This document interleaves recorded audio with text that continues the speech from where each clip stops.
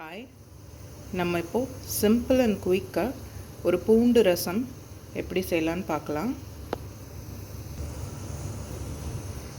அதுக்கு இந்த மாதிரி ஒரு 3-4 பீஸ் பூண்டு, 1/4 டீஸ்பூன் தனியா, 1/4 டீஸ்பூன் மிளகு, 1/4 டீஸ்பூன் சீரகம், ஒரு காஞ்ச மிளகாய், இது எல்லாத்தையும் ஒரு மிக்சர் ஜாரில் சேர்த்துக்கலாம்.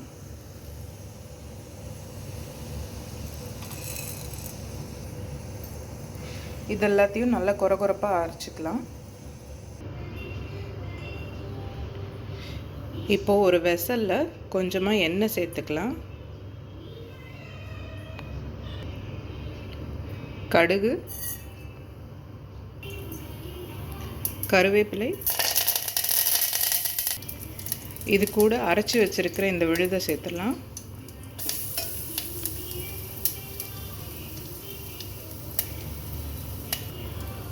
இந்த விழுதை சேர்த்துட்டு இதை நம்ம லைட்டாக நல்லா ஃப்ரை பண்ணிக்கலாம்.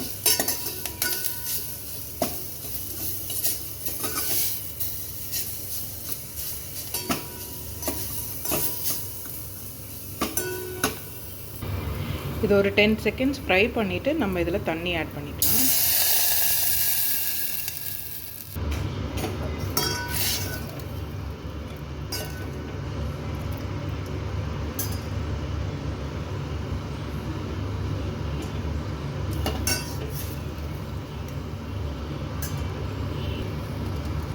இப்போ இதில் மஞ்சள் தூள், பெருங்காயத்தூள், உப்பு சேர்த்துக்கலாம்.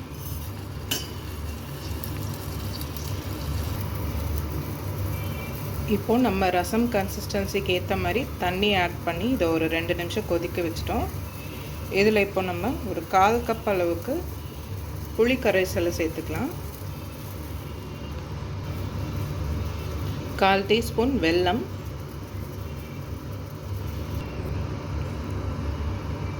கொத்தமல்லி சேர்த்துட்டு நம்ம ஸ்டவ் ஆஃப் பண்ணிடலாம்.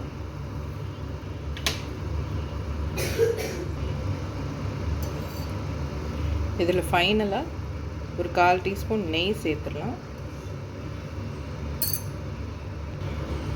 நெய் சேர்த்துட்டு நம்ம இந்த ரசம் ஒரு 15 to 20 மினிட்ஸ் இப்படியே கவர் பண்ணி வச்சிடலாம் ஸ்டவ் ஆஃப் பண்ணிவிட்டு.